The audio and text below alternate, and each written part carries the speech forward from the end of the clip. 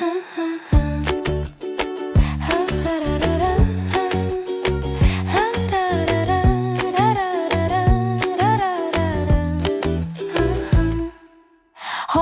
mõtlesin, et täna olen tubli, no nii. Panen riidesse ja hakkan lõpuks tegutsema siin. Aga telefon mu kõrval tegi väikse bling-blingi ja sinna kadus minu plaan, kõik läkski kiiresti. Tahtsin voodist välja hüpata, olla asjalik ja hea, aga sattusin ma TikToki ja sinna ma jäingi.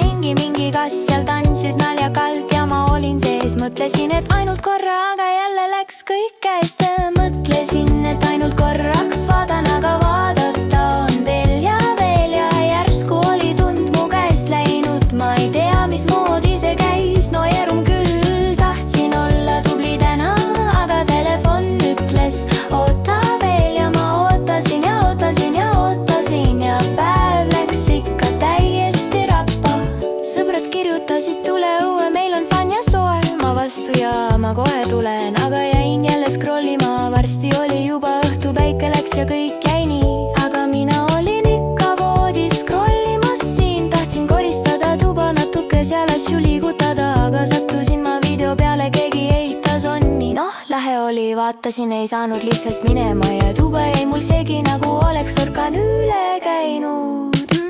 Ma mõtlesin, et ainult korraks vaatan, aga vaadata on veel ja järsku oli tund mööda läinud. Ma ei tea, mismoodi see käis, no erum küll. Tahtsin olla tubli täna, aga telefon ütles oota veel ja ma ootasin ja ootasin ja ootasin ja päev läks ikka täiesti rappa.